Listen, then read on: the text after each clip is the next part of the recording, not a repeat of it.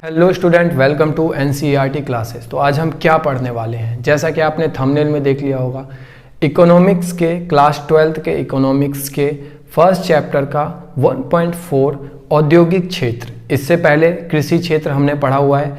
अगर आपने नहीं देखा है वो वीडियो मैं डिस्क्रिप्शन में दे दूंगा, आप वहाँ से देख लीजिए। स्टार्ट करते हैं। क्या है औद्योगिक क्षेत्र में? इसमें हम पढ़ेंगे कि भारत की जो अर्थव्यवस्था थी उस टाइम, या फिर जो भी आज़ादी के समय की बात थी उस टाइम, औद्योगिक क्षेत्र कैसा था, औद्योगिक क्षेत्र का क्या रोल था, और भारत की जीडीपी कह लो या सकल घरेलू उत्पाद में औद्योगिक क्षेत्र का क्या सहयोग था। तो पढ़ते हैं। औद्योगिक क्षेत्र विश्व प्रसिद्ध शिल्प कलाओं और प्रतिष्ठित परंपराओं को आधुनिकीकरण से दूर रखा गया। क्या मतलब इसका? मतलब ये कि हमारे भारत में जो वस्तुएं बनाई जाती थी वो विश्व प्रसिद्ध थी।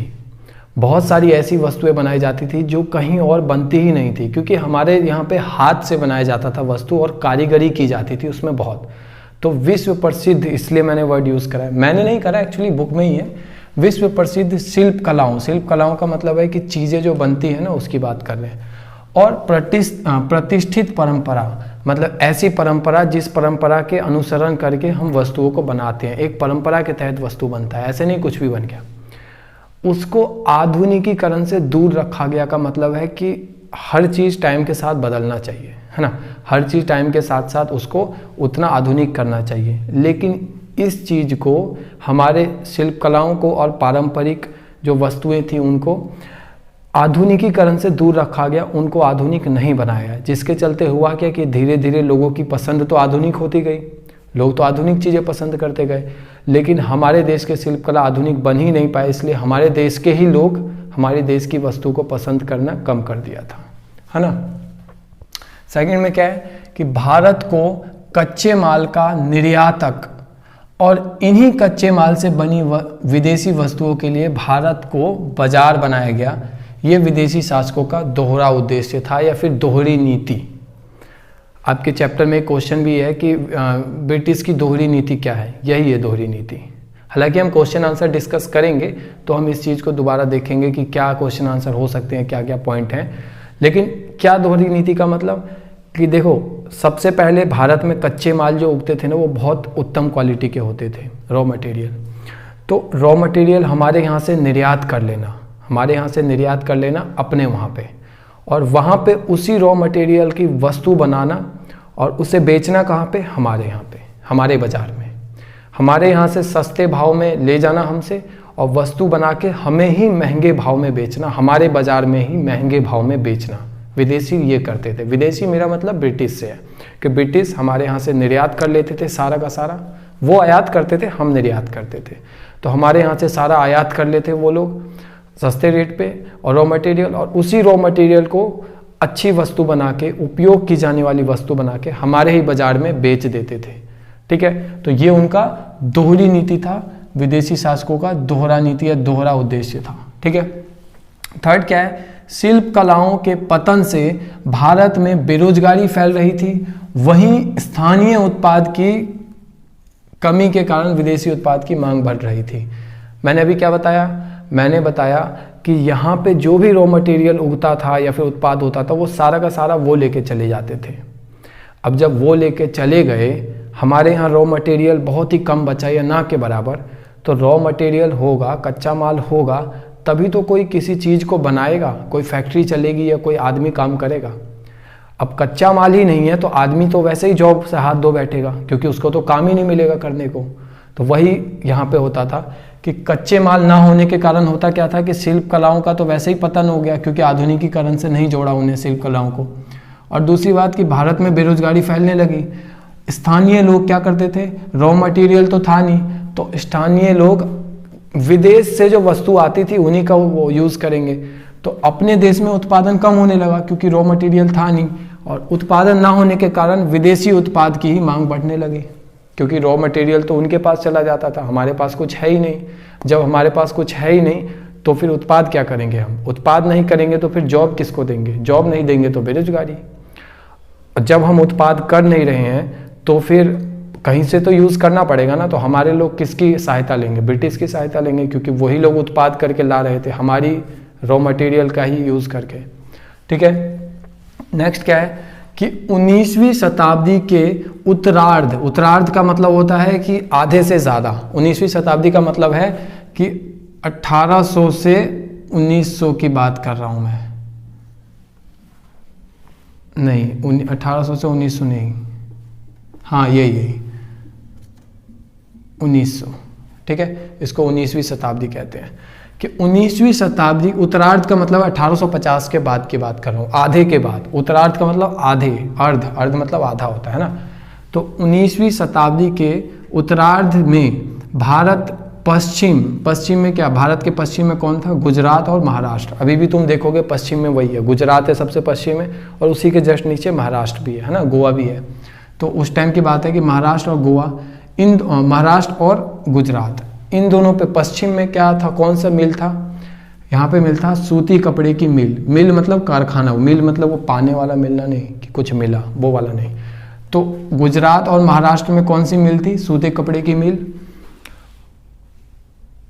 और भारतीयों द्वारा, और बंगाल प्रांत में, बंगाल प्रांत उसी की प्रांत की बात कर रहा हूँ जो आजकल बांग्लादेश भी है और जो आजकल हमारा बंगाल भी है, दोनों सब मिलके बंगाल प्रांत थे उस टाइम। तो उस टाइम बंगाल प्रांत में क्या था? पटसन उद्योग था। पटसन कपड़ा ही होता है एक। ये किसने स्थापना करी थी? विदेशियों ने। देखो दो चीज़ें स्थापना हुई, क्या हुई कि भारत के पश्चिम में, किस टाइम की बात कर रहा हूँ मैं? इसके बीच की बात कर रहा हूँ, 1850 के बाद की, 1850 के बाद की बात कर रहा हूँ मैं। भारत के पश्चिम में इन दोनों राज्य के आसपास सूती कपड़े की मिल थे, ये भारतीयों ने स्टार्ट करा था, हमने स्टार्ट करा था। और बंगाल प्रांत, पूरब में बंगाल था ना, बंगाल प्रांत में पटसन के उद्योग थे, ये विदेशियों ने करा था। हमने करा था सूती उद्योग का, सूती मिल, सूती के मिले, सूती कपड़े की मिले, और विदेशियों ने करा था पटसन उद्योग स्टार्ट। कहाँ पे करा था? हमने करा था बंगाल प्रांत, हमने करा था गुजरात और महाराष्ट्र में, और अंग्रेजों ने या विदेशियों ने करा था बंगाल प्रांत में, जो आजकल बांग्लादेश के नाम से होता है। पहले हम सब एक थे ना, इसलिए। 19वीं शताब्दी के बाद लौह और इस्पात के उद्योग का विकास। 19वीं शताब्दी के बाद, 19वीं शताब्दी के बाद का मतलब है कि 19वीं शताब्दी के बाद का मतलब 1900, इसकी बात कर रहा हूँ मैं। 19वीं शताब्दी के बाद का मतलब है कि इसके बाद, इस शताब्दी के बाद, इस शताब्दी के बाद का मतलब है 1901, 1902, ऐसे करके 2000, ये 19वीं शताब्दी के बाद। 19वीं शताब्दी के बाद लौह और अयस्क का व्यापार जो था, या फिर इस उद्योग का विकास होने लगा। अच्छा, इस उद्योग में सबसे ऊपर का हाथ कौन था? TISCO, TISCO, Tata iron steel and company. बीच में एक ऐसा करके एंड आता है, ऐसा करके, तो बीच में एक एंड है, एंड एक नहीं आता। TISCO, TISCO, Tata iron steel and company, 1907 में इसका स्टार्ट हुआ था। जब भी आप आंसर लिखोगे ना, ये वाला याद कर लो, इसलिए याद कर लो, इसकी फुल फॉर्म भी याद कर लो, Tata iron steel and company, क्योंकि ये एग्जाम्पल में बहुत फिट बैठेगा जब हमारे क्वेश्चन आंसर हम करेंगे, है ना। तो जब 19वीं शताब्दी के बाद लौह और इस्पात के उद्योग का विकास हुआ, ठीक है, बढ़ी, ये उद्योग जो था इसमें बढ़ोतरी हुई, समृद्धि आई। नेक्स्ट क्या है? दूसरे विश्व युद्ध के बाद, दूसरा विश्व युद्ध कब से कब तक चला? दूसरा विश्व युद्ध लगभग 15-16 साल चला था, है ना, 16 साल लगभग चला था। 1 सितंबर 1939 से 2 सितंबर 1945, लगभग 16 साल बनता है। क्योंकि अब 1 सितंबर से 2 सितंबर मत देख लेना, एक दिन नहीं चला था, साल का देख लेना। 39 से 45 है, साल चेंज है, याद करने में आसानी हो जाएगी। क्या कह रहा है कि दूसरे विश्व युद्ध के बाद, बाद कह लो या फिर बिल्कुल अंत कह लो, 44, 45, 43, उसकी बात कर लो, वो भी ठीक है। चीनी, सीमेंट, कागज, इन सब के कारखाने लगने चालू हुए। उससे पहले हमारे पास कारखाने ही नहीं थे। उससे पहले क्या कारखाना था? 1907 में टिस्को आयरन का, एक स्टील कंपनी का एक कारखाना खुला था। उससे पहले सूती की मिलें थी, इसका कारखाना था, पटसन का था, कुछ 2, 4, 5 ऐसे करके थे, ज़्यादा नहीं था। लेकिन जैसे जैसे हम थोड़ा थोड़ा बढ़ते गए आज़ादी की ओर या फिर आज़ाद होने लगे, तो उस टाइम धीरे धीरे चीनी, सीमेंट, कागज़, इन सब के भी मिलें खुलने लग गए, कारखाने खुलने लग गए। ठीक है, नेक्स्ट क्या है, भारत में पूंजीगत उद्योग का अभाव बना रहा। पूंजीगत उद्योग का मतलब होता है ऐसे उद्योग जिसमें पूंजी ज़्यादा लगे, ऐसे उद्योग जिसमें पूंजी की रकम ज़्यादा होती है, कैपिटल ज़्यादा लगे। तो भारत में पैसा तो था नहीं किसी के पास, तो पैसा लगाएगा कौन, इसलिए भारत में पूंजीगत उद्योग जिसमें पैसा ज़्यादा लगता है उसका हमेशा अभाव बना रहा। मतलब कभी भी ऐसा आया नहीं कि मैक्सिमम नंबर ऑफ फर्म्स ऐसे हो जिसमें पैसा ज़्यादा लगा हो। ठीक है, कारखाने खुल जाने से पारंपरिक शिल्प कलाओं के पतन की भरपाई नहीं हो पाई। अब देखो, पारंपरिक शिल्प कला कौन थे? पारंपरिक शिल्प कला वो थे जो हाथ से या फिर ऐसे बुनकर, जो हाथ वगैरह से कुछ चीज़ें बनाते थे, है ना। अब कारखाने वगैरह में तो मिल चलेगा, बड़ी बड़ी मशीनें चलेगी, मशीन से जब चलेगा चीज़, तो मशीन से जब चीज़ चलेगी तो आदमी को मशीन वाला पसंद आएगा ना, क्योंकि वो पतला होता है, बारीक काम होता है उसमें, और बड़ा ही अच्छा लगता है, सुंदर होता है, हल्का होता है देखने में, सब कुछ बढ़िया, कलर वलर सब ओके होता है उसमें, तो मशीन वाला ज़्यादा पसंद आएगा। अब कारखाने वगैरह खुलने लग गए धीरे धीरे, पटसन का, सूती का, जैसा कि हमने देखा है अभी, ये सारे कारखाने खुलने लग गए। तो शिल्प कला तो देखो पहले से ही उनको आधुनिकीकरण से दूर रखा गया, आधुनिक नहीं बनाया गया शिल्प कलाओं को। दिमाग तो हमारा आधुनिक हो गया, हमारी पसंद आधुनिक चीज़ों पे चली गई, लेकिन हमारे शिल्प कला अभी भी वही नीचे है, शिल्प कला आधुनिक हुए ही नहीं, इसलिए हमारी पसंद वो बने ही नहीं। और धीरे धीरे जो हमारी पसंद बने वो कारखाने में बनी वस्तु बनी। अब कारखाने में बनी, कारखाने खुलने लगे तो शिल्प कला को और ज़्यादा नेगेटिव मिलने लग गया कि कभी भरपाई हो ही नहीं पाई कि शिल्प कला जो थे, शिल्प कला के लोग ये कहीं कभी ऊपर बढ़ पाते, तो कभी बढ़ ही नहीं पाए। पहले तो उनका आधुनिकीकरण नहीं हुआ, और जब कुछ और होना चाहिए था उस टाइम कारखाने खुल गए बहुत सारे, तो उनको मौका ही नहीं मिला बनाने का, या फिर उनकी चीज़ों को बाद में पसंद ही नहीं किया गया, उनको रॉ मटेरियल ही नहीं मिला बनाने को, क्योंकि सारा रॉ मटेरियल विदेश चला जाता था। नेक्स्ट क्या है कि नई औद्योगिक क्षेत्र की समृद्धि। नई औद्योगिक क्षेत्र, अभी मैंने बताया कि नई नई औद्योगिक क्षेत्र बने, जैसे कि चीनी, सीमेंट, कागज़, ऐसे बहुत सारे और भी बने। तो नए नए, ये टिस्को, ये भी तो नया ही था, ये कौन सा इतना पुराना था। तो ये सारे नए नए उद्योग जो थे, इनमें समृद्धि बहुत कम थी। नई औद्योगिक क्षेत्र में समृद्धि बहुत कम थी, ज़्यादा समृद्धि नहीं थी, क्योंकि चलाना ही नहीं आ रहा था ना, किसी ने इससे पहले बिजनेस किया ही नहीं था। नया नया बिजनेस करोगे तो फिर उसमें एकदम से प्रॉफिट कैसे आ जाएगा। तो ना चलाना आ रहा था, ना ही इतना ज़्यादा रिसोर्सेज था कि हम उसको अच्छे से रन कर पाएँ, किसी भी फर्म को या किसी उद्योग को। तो दिक्कत आ रही थी बहुत सारी, इस चक्कर में बहुत कम समृद्धि थी। अब समृद्धि कम होगी, विकास कम होगा, तो सकल घरेलू उत्पाद, जिसको हम जीडीपी कहते हैं, ग्रॉस डोमेस्टिक प्रोडक्शन, उसमें कैसे इनका योगदान बहुत ज़्यादा होता।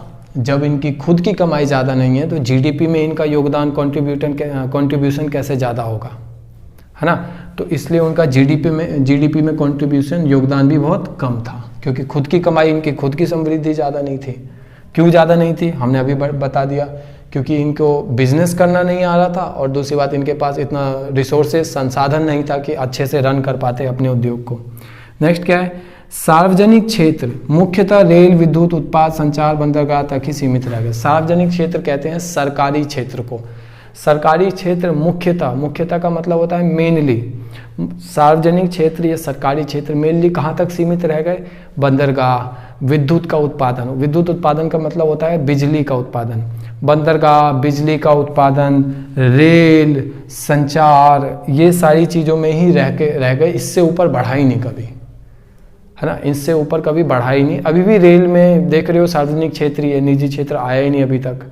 तो वही सीन है कि इन सब के ऊपर कभी बढ़ा ही नहीं सार्वजनिक क्षेत्र, इसलिए दिक्कत ये रही कि कारखाने में उनको कभी हेल्प नहीं मिली।